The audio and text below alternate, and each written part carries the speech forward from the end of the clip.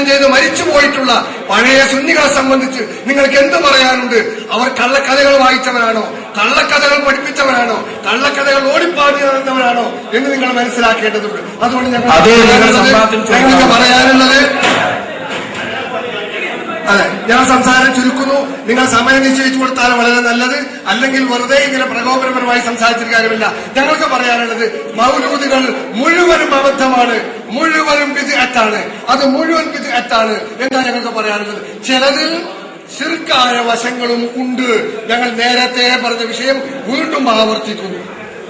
അപ്പോ വളരെ വ്യക്തമായി പറഞ്ഞു, ഈ ജാതി കള്ളക്കഥകൾ ധാരാളമുണ്ടതിൽ, അതുകൊണ്ട് ഒഴിവാക്കണമെന്നാണ് ഈ സമൂഹത്തോട് ഞങ്ങൾ പറഞ്ഞത്. ഇനി സഹോദരന്മാരെ, ഇവരിപ്പോ പഴയ നിലപാടെന്ന് മാറുകയാ, മുസ്ലിയാക്കന്മാര് മാറുകയാണ്, അടവ് മാറ്റുകയാ. കുണ്ടുതോട് സംവാദത്തിൽ എന്താ പറഞ്ഞത്? നേരത്തെ നിങ്ങൾ വായിച്ചു കേട്ടില്ലേ? ഇതിൽ പറഞ്ഞത് അംബിയ, ഔലിയ തുടങ്ങിയവരുടെ പേരിൽ മദ്ഹ് പറയുകയും അന്നദാനധർമ്മം ചെയ്യലും എന്ന മൗലിദ് മാല തുടങ്ങിയവ നിർവഹിക്കൽ സുന്നത്താകുന്നു. സുന്നികൾ ഇന്നത് ഒഴിവാന്ന് പറഞ്ഞില്ല, ഇന്നതൊക്കെ ഒഴിവാന്ന് പറഞ്ഞില്ല. ഇപ്പൊ എന്തേ ഒഴിവാക്കുന്നു? അതേപോലെ തന്നെ നിങ്ങളുടെ ഈ പഴയ കാലത്ത് 6-ാം പ്രമേയമുണ്ടല്ലോ, 900 വർഷങ്ങൾക്ക് മുമ്പ് നിങ്ങൾ സമസ്ത പാസാക്കിയ പ്രമേയമുണ്ടല്ലോ. ആ പ്രമേയത്തിൽ പറയുന്ന എന്താണ്?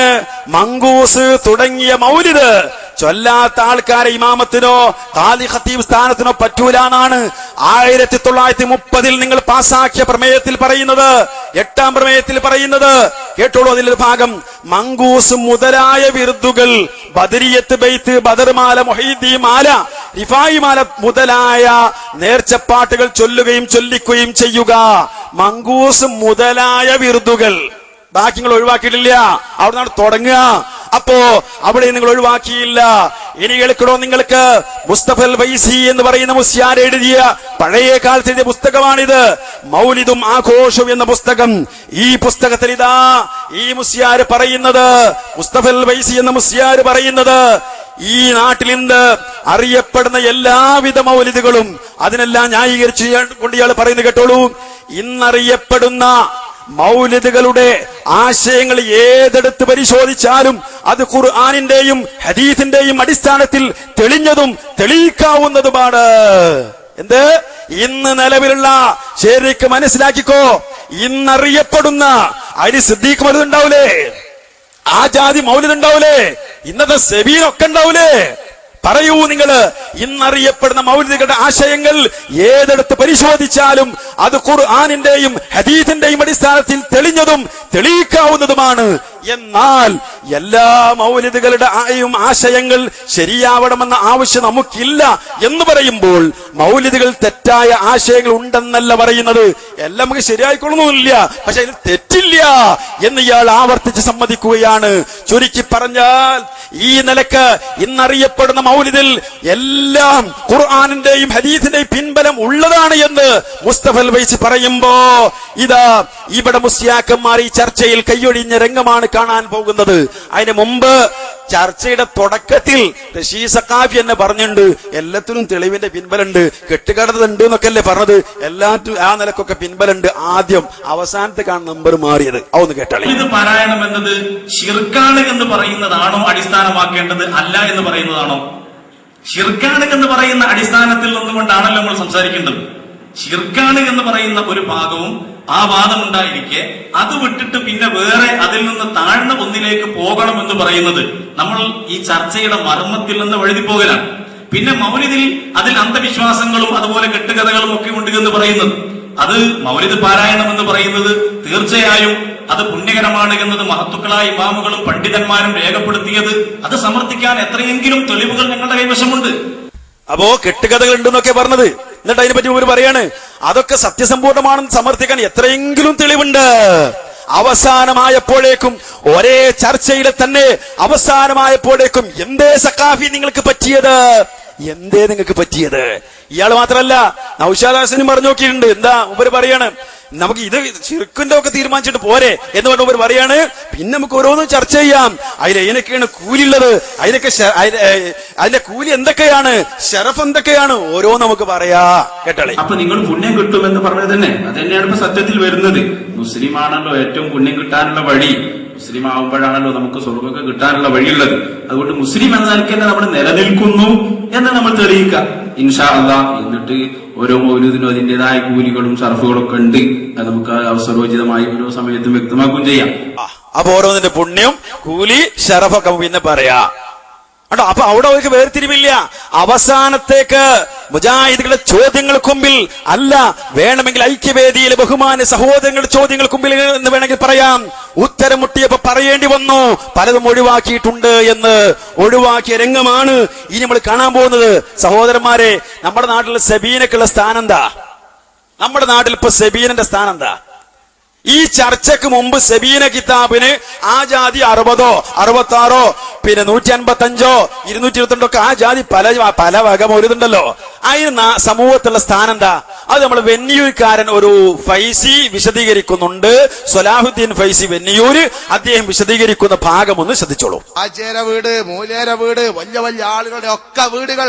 ഞാൻ ചോദിക്കട്ടെ, ഇശാ മഗ്‌രിബിന്റെ ഇടയിൽ ഖുർആൻ ഓതുന്ന വീടുണ്ടോ? ദിക്റുകളും മാലകളും മൗലൂദുകളും സ്വലാത്തുകളും ചെല്ലുന്ന വീടുണ്ടോ? സ്വന്തം മക്കളെ കൊണ്ട് ചെല്ലാൻ പറയുന്ന വീടുണ്ടോ? പഴയ കാലത്തൊക്കെ നമ്മളെ വീടുകളിൽ ഖുർആൻ ഉണ്ടാകും അല്ലെ? അതേ പ്രകാരം ഖുർആന്റെ കൂടെ ഒരു സബീന ഉണ്ടാവും. ഇതൊക്കെ പാടിയിരുന്ന ഒരു കാലഘട്ടം. മാത്രമല്ല, അന്ന് വളർന്നു വരുന്ന സമുദായത്തിനും തന്റെ ഉണ്ടായിരുന്നു. ഉമ്മമാര് ചെയ്യുന്ന ഈ നല്ല നല്ല സ്വഭാവങ്ങളൊക്കെ കണ്ട് ശീലിച്ചതാണ്. അതുകൊണ്ട് തന്നെ ഇന്നത്തെ കുട്ടികൾക്ക് ശരിക്ക് സബീൻ എന്താന്ന് പോലും അറിയൂല. ഇതിന്റെ ഇടയ്ക്ക് ഞങ്ങളൊരു സ്ഥലത്ത് കുറെ മുസ്ലിം മൂലയന്മാർ ഇങ്ങനെ ഒരുമിച്ച് കൂടിയിട്ട് ഒരു മൗലൂദ് ഓതാൻ ആഗ്രഹിച്ചിട്ട് ഒരു ചെറിയ കുട്ടിയുണ്ട് അവിടെ. ആ കുട്ടിയെ വിളിച്ചിട്ട് 2 സബീനെ കൊണ്ടുവരാൻ പറഞ്ഞയച്ചു. ആ കുട്ടിയെ സബീനെ കൊണ്ടുവരാൻ പറഞ്ഞയച്ചു. ഞങ്ങൾ കുറെ കാത്തിരുന്ന്, ഇപ്പൊ വരും കുട്ടിയെ കാണുന്നില്ല. പിന്നീട് ഒരു അല്പനേരം കഴിഞ്ഞപ്പോ ആ കുട്ടിയുണ്ട് ഞങ്ങളെ മുന്നിൽ ഇങ്ങനെ നടക്കുന്നു. ഞങ്ങൾ വിളിച്ചു, മോനോടാ നിന്നെന്തിനു പറഞ്ഞയച്ചതാ? സെബീൻ കൊണ്ടുവരാന്. എന്നിട്ട് എവിടെ അതിരിക്കണ്? അപ്പൊ നോക്കുമ്പോ പാത്രം കഴുകുന്ന 2 സെബീന പൊടിയുടെ പാക്കറ്റ് ആ കുട്ടി അവിടെ വാങ്ങിക്കൊടുന്ന് വെച്ചിക്കണ്. ആ കുട്ടിയെ കുറ്റം പറഞ്ഞിട്ട് കാര്യമില്ല. ജീവിതത്തിൽ ഒരിക്കലെങ്കിലും എടുത്തു ചെല്ലുന്നത് ഉമ്മയിൽ നിന്നും ബാപ്പയിൽ നിന്നും ഈ കുട്ടി പഠിക്കണ്ടേ? ഇതാണ് ഇന്നത്തെ നമ്മുടെ സമൂഹത്തിലെ ഏറ്റവും വലിയ അപകടം.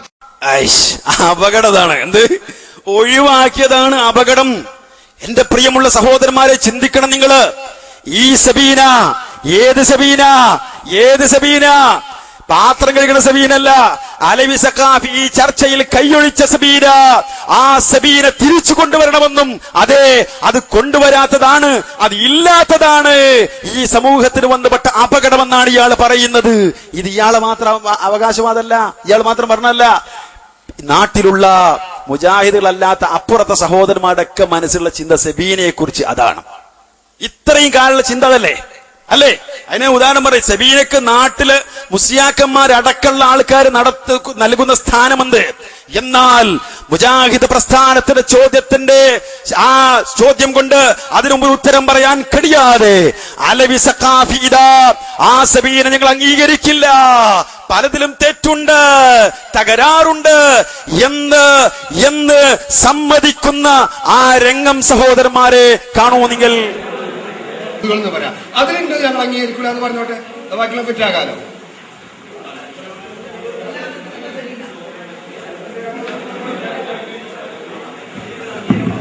സെബീനയിലുള്ളതാണ്.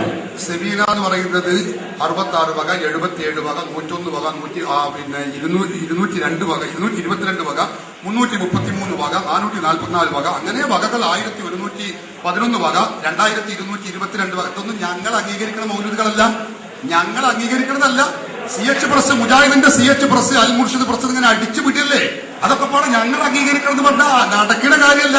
ഞങ്ങളതിനോട് അംഗീകാരമില്ല. ഇടപെടരുത്, ഞാൻ പറയാണ്, ഇടപെടരുത്, സംസാരിക്കുമ്പോൾ ഇടപെടരുത്. അപ്പോ അതിനൊന്നും ഞങ്ങൾക്ക് അംഗീകാരമില്ല, തീർത്തു പറയുന്നു. ഞങ്ങൾ എല്ലാ സ്റ്റേജിലും പറയാനുള്ളതാണ്. ഞാൻ വല്ലപ്പോഴും പ്രസംഗിച്ചപ്പോഴും പറഞ്ഞിട്ടുള്ളതാണ്. ഇത് അതിശയോക്തിയുള്ള ആദ്യം കേൾക്കുന്ന വാദമൊന്നുമല്ല. ഞങ്ങൾക്ക് അംഗീകൃതമായ മൗലിദുകൾ അത് വല അച്ചടിച്ചു വിടുന്ന സബീനിയിൽ ഒരുപാടുണ്ട്. അല്ലെങ്കിൽ ഏതെങ്കിലും സ്വതന്ത്ര കമ്മിറ്റിക്കാർ അച്ചടിച്ചു വിടുന്നതിൽ പലതും ഉണ്ടാവും. ഞങ്ങൾക്ക് അംഗീകാരമല്ല. ഒന്ന് സെബീന തന്നെ നമുക്കറിയാലോ. ഇവിടുത്തെ സെബീനയിലുള്ളതല്ല വേറെ ഉള്ളിടത്തുള്ളത്, കേരളത്തിലുള്ളതല്ല തമിഴ്നാട്ടിലുണ്ട്, അവിടെ ഉള്ളതല്ല കർണാടകത്തിലുണ്ടാകുക, അവിടെ ഉള്ളതല്ല അപ്പുറത്തുണ്ടാകുക. അതെല്ലാം കൂടി സെബീനുള്ളത് അതേ സെബീന. അപ്പൊ ഇതൊന്നും ഞങ്ങൾക്ക് സ്വീകാര്യമല്ല. ഞങ്ങൾ അംഗീകരിക്കുന്ന മൗലിദുകൾ അത് 1000-10,000 കണക്കിന് മൗലിദുകളുണ്ട്. അതെല്ലാം കൂടി രേഖയാക്കണം. ഇന്ന് രേഖയാക്കുക, മറ്റൊന്ന് രേഖയാക്കുക എന്നാണ്. അതൊന്നും അപ്രായോഗികമാണ്, നടക്കുന്ന കാര്യം.